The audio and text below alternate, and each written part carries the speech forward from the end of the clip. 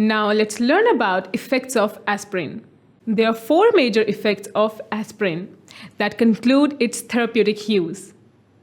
These effects are 4 A's, which includes anti-inflammatory effect, analgesic effect, antipyretic effect, and antithrombotic effect. Let us learn about them one by one. Talking about anti-inflammatory effect. Aspirin acts as an anti-inflammatory drug. When your body gets swelling or inflammation, different chemicals including prostaglandin along with body's white blood cell enter into the blood or tissues to protect body from invaders. This raises the blood flow to the area of injury or infection. It can cause redness. Some chemicals leak into the tissues that result in inflammation. Aspirin acts on the cyclooxygenase enzyme. It inhibits the COX-2, thus block the action of COX-2 enzyme, and so reduce the prostaglandin levels. This is how these drugs work to relieve the symptoms of inflammation. It is often used by patients of rheumatoid arthritis to subside the inflammation in joints. Next, if we talk about analgesic activity, aspirin can reduce the pain in the body. That is why it is commonly used worldwide as analgesic. Acetyl salicylic acid or aspirin disrupts the production of prostaglandins throughout the body by targeting cyclooxygenase 1 or COX-1 and cyclooxygenase 2 or COX-2. Prostaglandins are potent irritating substances that cause headaches and pain. Prostaglandins increase the sensitivity of the pain receptors along with other substances such as histamine and bradykinin. Aspirin plays its active role by blocking the pain-inducing substance called prostaglandin at receptor site. Thus subside the pain symptoms like toothache, headache, and backache. Moving on, if we talk about antipyretic activity, acetyl salicylic acid is also considered as an antipyretic agent because of its ability to interfere with the production of brain prostaglandin E2. Well, fever is an old companion of humans and it is actually a sign of our body fighting against foreign bodies or antigens. When this process is going on, prostaglandin releases and affects hypothalamic neurons that are responsible for thermoregulation and cause fever. Prostaglandin E2 is an extremely powerful fever-inducing agent. Aspirin blocks this prostaglandin that reverses all the process and helps to reduce fever and thus act as antipyretic agent.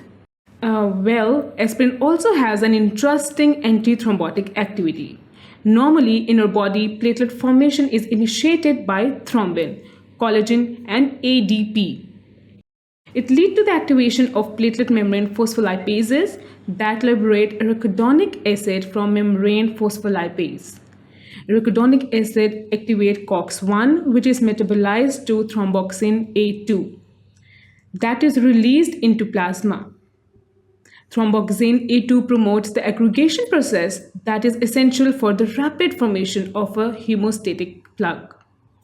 Therefore, aspirin inhibits the thromboxane A2 synthesis on the active site of COX-1, thereby irreversibly inactivating the enzyme, thus leads to the anti-clot or antithrombotic effect.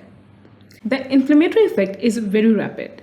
Aspirin induces suppression of the thromboxane A2 and the resulting suppression of platelet aggregation lasts for the life of the platelet, which is approximately 7 to 10 days.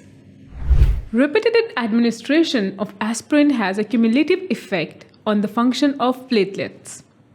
Aspirin is the only antiplatelet agent that irreversibly inhibits platelet function. It is useful for those patients who are susceptible to have clot formation, for example in heart attack and stroke. Low-dose aspirin works wonderfully well for such patients and prevent clot formation and give its blood-thinning effect. Complete inactivation of platelets occurs when 75 mg of aspirin is given daily. Aspirin has an additional effect on the gastric lining, which we cannot skip definitely. So let's see what does it do there. Aspirin has a side effect on gastric lining. Normally, gastric mucosa or protective mucosal layer is formed by prostaglandin and prostacyclin, PGI2. Arachidonic acid activates cyclooxygenase that then activates the COX-1, which is responsible for the prostaglandin production and then leads to the formation of gastric mucosa. Here, aspirin inhibits the COX-1 producing prostaglandin and decrease the mucus production, which leads in ulcer formation. In stomach, endogenous prostaglandin is used to stimulate mucus secretion, increase bicarbonates, as well as inhibit the acid secretion.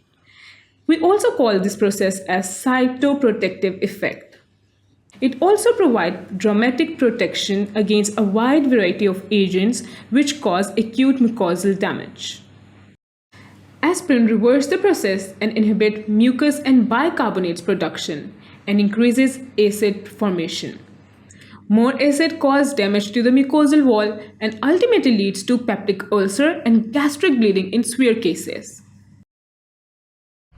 So now that we have learned about the 4 major effects of aspirin, why don't we touch a little of pharmacokinetics as well?